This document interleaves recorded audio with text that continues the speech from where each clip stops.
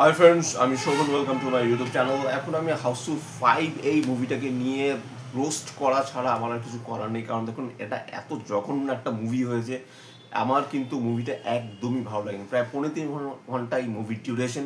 এই মুভিতে 19 ক্যারেক্টার্স রয়েছে এবং একটা ক্যারেক্টারও কিন্তু ঠিকঠাক মতো তাদের জায়গায় জমাতে পারেনি। এবং এই মুভিটাকে অ্যাজ এ কমেডি থ্রিলার জনরাকে মানে যেভাবে মানে মিক্স আপ করেছে করে কিন্তু সেভাবে কিছুই দাঁড় করাতে পারেনি। গানগুলো তাও আমি মোটামুটি বলবো যে গানগুলো হয়তো কিছুটা কমিক রিলিফ এনে দিয়েছে, কিন্তু তারপর আমি বলবো যে এই মুভিটা কিন্তু সেভাবে জমেনি। আমি যদি বলি অক্ষয় কুমারের কথা, সে বেশ কিছুটা চেষ্টা করেছে। অভিষেক বচ্চন বা রিতেশ দেশমুখ তাদের যে ক্যারেক্টারগুলো সেটা মোটামুটি ভালো ওয়েল প্লে তারা চেষ্টা করেছে মোটামুটি, কিন্তু অন্য অন্য যে ক্যারেক্টারগুলো বিশেষ করে যে ফিমেল যে ক্যারেক্টারসগুলো তাদের এত বাজে অ্যাক্টিং এবং তাদের যে ক্যারেক্টারগুলোকে ঠিকঠাক মতো লেখা হয়নি। এবং এই যে ডিরেক্টরকে আমার কখনোই খুব একটা পছন্দ না। সে যতই দোস্তানার মতো ভালো মুভি ডিরেক্ট করুক না কেন, এই ডিরেক্টরকে আমার কখনোই পছন্দ নয়।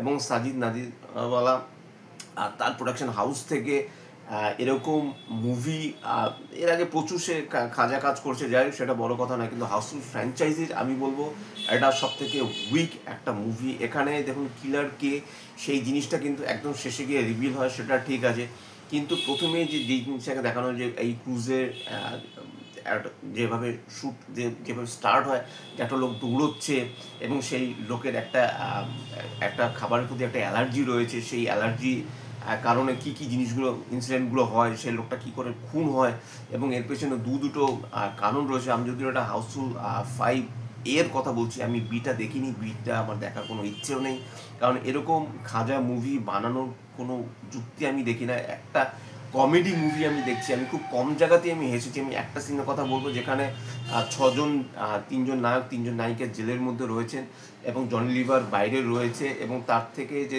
একটা লাঠি দিয়ে চাবি আনার চেষ্টা করে, সেই জায়গাটায় আমার একটু হাসি পেয়েছে। আরও একটা দুটো জায়গা আমি হাসি আমি পেয়েছি, কিন্তু সব মিলিয়ে আমি যদি বলি অ্যাজ এ কমেডি মুভি হিসেবে কিন্তু হাউসফুল 5 পুরোপুরিভাবে ব্যর্থ হয়েছে। আমার কিন্তু সিনেমাটা একদমই ভালো লাগেনি। অক্ষয় কুমার সে তার জায়গায় ঠিকঠাক লেগেছে, কিন্তু জ্যাকি শ্রফের যে বাবা আর ভিরু ভিরু তো সঞ্জয় দত্ত এবং জ্যাকি শ্রফ তাদের অ্যাক্টিং আমার জঘন্য লেগেছে। এখানে জনি লিভারকে ঠিকঠাক মতো ওয়েস্ট করা হয়নি। তার তো ডায়লগ খুবই কম। চাঙ্কি পান্ডে মামা মিয়া, তারও ডায়লগ বেশ কম। রঞ্জিত এই, তার তো কোনো ডায়লগই এখানে নেই। তো আমি বুঝতে পারছি না। আর এখানে ভালগারকে যেভাবে দেখানো হয়েছে, মানে কি বলবো, এখানে চিত্রাঙ্গদা সিং এত ভালো অ্যাক্ট্রেস, সে এখানে কি করছে আমি এই জিনিসটা বুঝতে পারছি না। জ্যাকলিন ফার্নান্ডেজ তার কথা ছেড়েই দিলাম, সে তো ঠিকঠাক মতো হিন্দিই বলতে পারে না, তারপরে যে তাকে কেন মুভিতে নেওয়া হয় সেই জিনিসটা আমি জানি না। তো যাই হোক, এছাড়া অক্ষয় কুমারের কমিক টাইমিং যথেষ্ট ভালো, সে তার জায়গায় যথেষ্ট সাবলীল এবং সে কিন্তু চেষ্টা করেছে এবং সে রীতিমতো হাসাতে পেরেছে কিছু কিছু জায়গায়। যেমন এই আরেকটা সিনের কথা বলবো যে সবাই ঘুমের ওষুধ মিশিয়ে দেয়, যে চাঙ্কি পান্ডের ক্যারেক্টারটা ছটা ক্যারেক্টার এবং সেই ক্যারেক্টারগুলো একজন আরেকজনের সাথে যে শুয়ে থাকে, তারপর দিন সকালে ঘুম থেকে ওঠে, তারপরে যে সিনসগুলো এখানে আমরা দেখতে পাই, সেই সিনগুলো দেখতে টুকটাক একটু মজা লাগে। এবং ম্যাক্সিমাম শ্যুট করা হয়েছে ক্রুজের মধ্যে এবং এই মুভির বাজেট প্রায় 200 থেকে 250-র মধ্যে বোধহয় ঘোরাফেরা করেছে। এবং ম্যাক্সিমাম, আমি বাজেটের কথা বলবো, ম্যাক্সিমাম মানে বাজেটের ম্যাক্সিমামটাই কিন্তু গেছে, কিন্তু এখানে যে নায়ক নায়িকাদের নেওয়া হয়েছে তাদের পেছনে চলে গেছে। দিনু মরিয়ার ক্যারেক্টারটাও একদম ওয়েস্ট, তাকেও ঠিকঠাক মতো ইউজ করা নেই। আমার অ্যাজ এ অ্যাক্টর হিসেবে তাকে খুব একটা ভালো লাগেনি। ফারদিন খানের তো সে একই রকম এক্সপ্রেশন সারা জীবন ধরে দিয়ে গেছে এবং তারও অ্যাক্টিং আমার খুব একটা ভালো লাগেনি। এবং শেষে গিয়ে যেভাবে রিভিল হয় সেটা যে খুব একটা আহামরি কিছু সেটা না। নানা পাটেকার আসার পর তাকে একটু আমার ভালো লেগে, নানা পাটেকার যতটুকু সময় এসছে, নানা পাটেকার আসার পরে কিন্তু সিনেমার মধ্যে একটু জান খুঁজে পেয়েছি। তারপরেও কিন্তু অনুবীক্ষণ যন্ত্র বা মাইক্রোস্কোপের তলায় যদি আমি মুভিটাকে রাখি, তো আমি বলবো এরা মানে ইটস এ ডিজাস্টার মুভি। আমার কিন্তু মুভিটা দেখে একদমই ভালো লাগেনি। যারা কমেডি মুভি যারা দেখে অভ্যস্ত তাদেরও কিন্তু এই মুভিটা একদমই ভালো লাগবে না। এবং আমি মানে হাত জোর বলছি যে হাউসফুল 6 যেন আর না আসে, মানে এই ফ্র্যাঞ্চাইজি যেন এখানেই বন্ধ হয়ে যায়। যদি ঠিকঠাক মতো অ্যাক্ট্রেসদেরকে নেওয়া হয়, যদি স্ক্রিন প্লেটা যদি টাইট থাকে, যদি স্টোরি লাইনটা যদি ঠিকঠাক মতো বিল্ড আপ করা হয়, যদি ভালো বিজিএম এখানে ক্রিয়েট করা হয়, যদি ভালো আর কালার প্যালেট থেকে শুরু করে কস্টিউম ডিজাইন থেকে শুরু করে সব কিছু যদি ঠিকঠাক মতো করা হয় তবে ঠিক আছে, কিন্তু মানে বোকা বোকা ভালগারিটি দেখিয়ে মানে অ্যাডাল্ট সিনসগুলোকে ওইভাবে শুধু শুধু চাপিয়ে দিয়ে কিন্তু কখনোই কিন্তু স্ল্যাপস্টিক কমেডিটাও ঠিকঠাক মতো কেন ওয়ার্ক করেনি।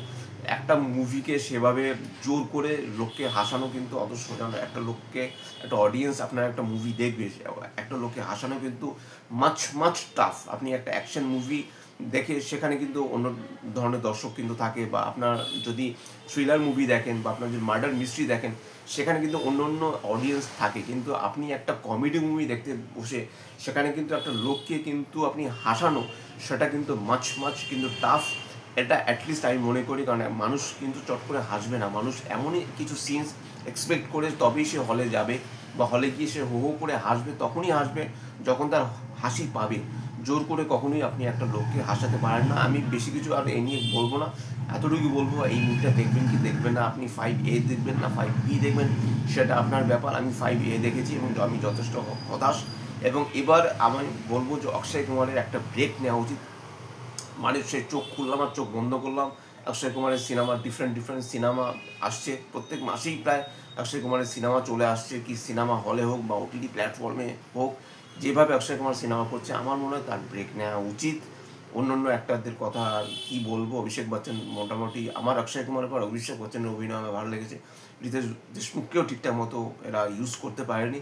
তো যাই হোক, এটাই ছিল আমার হাউসফুল 5 এর রিভিউ। যদি আমার চ্যানেলটা ভালো লাগে লাইক শেয়ার কমেন্ট এবং সাবস্ক্রাইব করতে ভুলবেন। আমার চ্যানেলকে ইনস্টাগ্রামের লিঙ্ক, ফেসবুকের লিঙ্ক এবং ইউটিউবের লিঙ্ক আমার ডেসক্রিপশন বক্সে দিয়ে দেওয়া রয়েছে, সেখান থেকেও আপনারা কানেক্ট করতে পারেন। এবং Housefull 5A most disaster movie in the year, এরকম মুভি যেন ডিজাস্টার হয়, যেন সুপার ফ্লপ হয়, এই আশা করে আমি আমার ভিডিওটা এখানে শেষ করছি। টাটা।